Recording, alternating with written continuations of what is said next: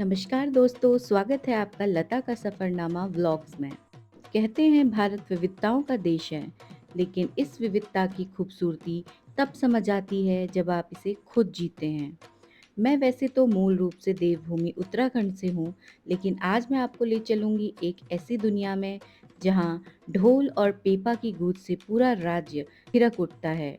आज का मेरा व्लॉग बहुत ही खास है क्योंकि मैं आपको लेके चलने वाली हूँ आसाम गुवाहाटी शहर में, जहाँ मैंने अपना पहला रोंगाली बिहू मनाया। दोस्तों, बिहू मनाने के पीछे प्रकृति, खेती और ऋतु परिवर्तन का गहरा संबंध है। इसे साल में 3 बार मनाया जाता है, लेकिन ये बिहू रोंगाली बिहू कहा जाता है, जिसे कि बोहाग बिहू भी कहा जाता है। इसे सरल शब्दों में कहें तो नई शुरुआत, खुशियों और मिट्टी से जुड़ाव का त्योहार भी कहा जा सकता है।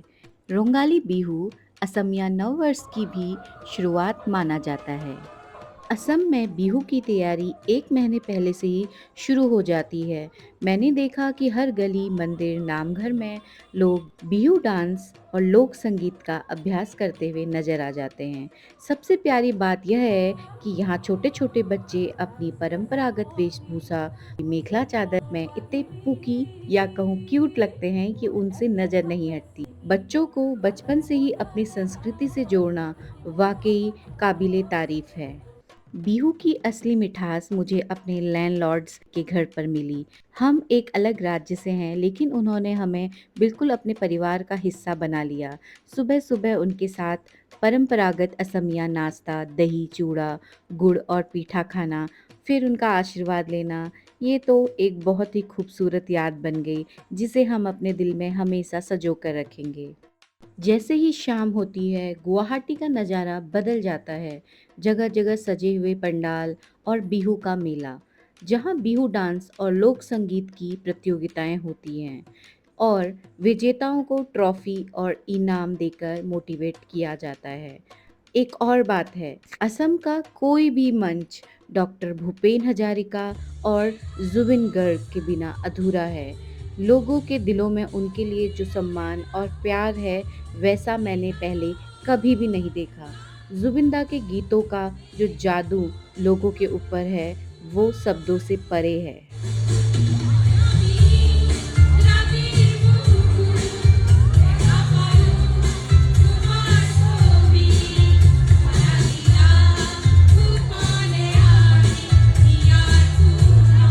दोस्तों, आगे मैंने सांस्कृतिक कार्यक्रमों की कुछ झलकियाँ डाली हैं।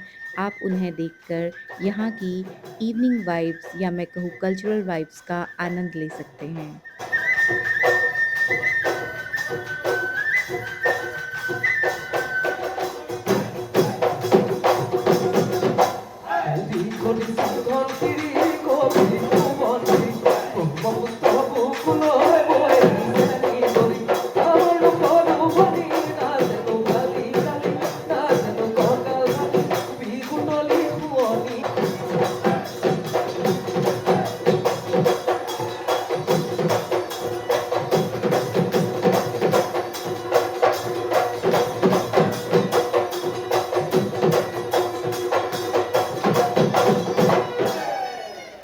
ধন্যবাদ।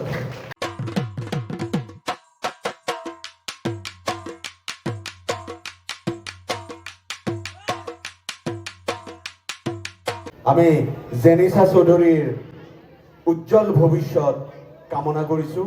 আমি আশা ৰাখিছোঁ তেওঁ ভৱিষ্যতলৈ এই সাংস্কৃতিক দিশত আৰু বহুত আগুৱাই যাব।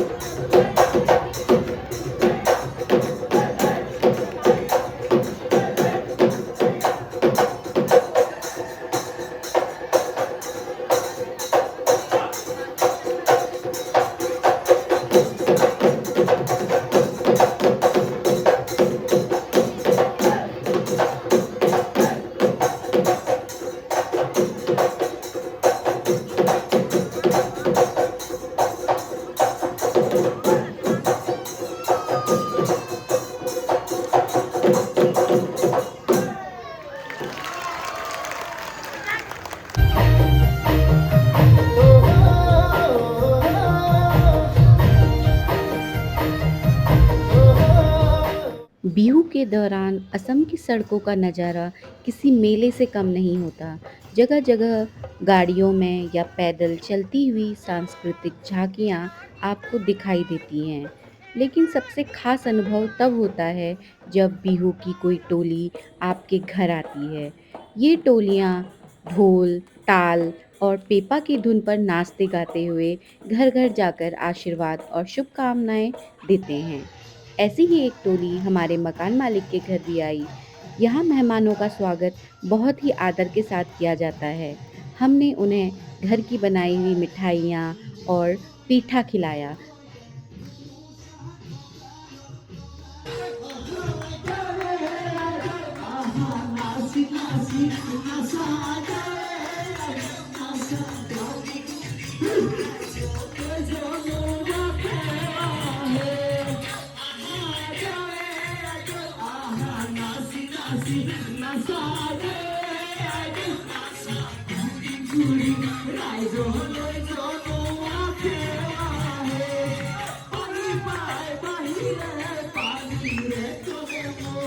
बदले में ये टोलियाँ पूरे परिवार एवं सभी जनों के लिए मंगल कामना करती है।